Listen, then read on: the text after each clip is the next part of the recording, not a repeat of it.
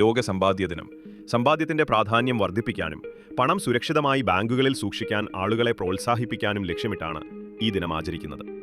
മുൻ പ്രധാനമന്ത്രി ഇന്ദിരാഗാന്ധി കൊല്ലപ്പെട്ട ദിവസമായതിനാൽ ഒക്ടോബർ 31 പകരം ഇന്ത്യയിൽ ഈ ദിനം ഒക്ടോബർ 30 ആഘോഷിക്കുന്നു. തിരുവനന്തപുരം സിറ്റി മുനിസിപ്പൽ ആക്ടിലെ 4-ാം വകുപ്പ് പ്രകാരം 1940 ഒക്ടോബർ 30 തിരുവനന്തപുരം കോർപ്പറേഷൻ രൂപം കൊണ്ടത്.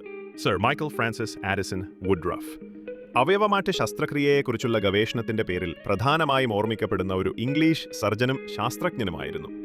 1960 ഒക്ടോബർ 30 യുണൈറ്റഡ് കിങ്ഡത്തിൽ ആദ്യത്തെ വൃക്ക മാറ്റിവയ്ക്കൽ ശസ്ത്രക്രിയ ചെയ്തു.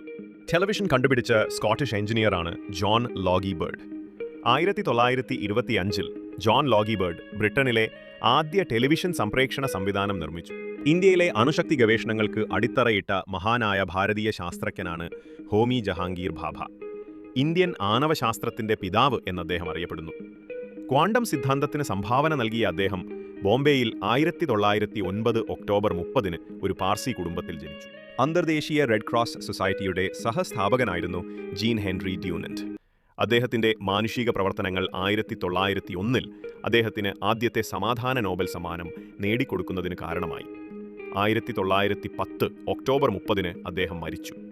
അദ്ദേഹത്തിന്റെ അവസാന വാക്കുകൾ മനുഷ്യത്വം എവിടെ പോയി എന്നായിരുന്നു. ഡീഗോ മറഡോണ ആധുനിക ഫുട്ബോളിലെ ഏറ്റവും ശ്രദ്ധേയരായ കളിക്കാരിൽ ഒരാളായിരുന്നു. അർജന്റീനയെ 1986 ലോകകപ്പ് കിരീടത്തിലേക്ക് നയിച്ചതിൽ ശ്രദ്ധേയമായ പങ്കുവഹിച്ചു. 20-ാം നൂറ്റാണ്ടിലെ മികച്ച ഫുട്ബോൾ കളിക്കാരൻ എന്ന ഫിഫയുടെ ബഹുമതി പെലെക്കൊപ്പം മറഡോണ പങ്കുവെക്കുന്നു.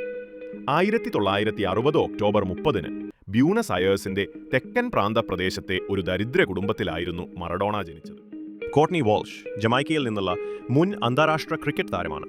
വെസ്റ്റ് ഇൻഡീസിന് വേണ്ടി കളിച്ച വാൾഷ് 2000 മുതൽ 2004 വരെ ടെസ്റ്റ് ക്രിക്കറ്റിൽ ഏറ്റവും കൂടുതൽ വിക്കറ്റുകൾ നേടിയ കളിക്കാരൻ എന്ന ബഹുമതി സ്വന്തമാക്കിയിരുന്നു.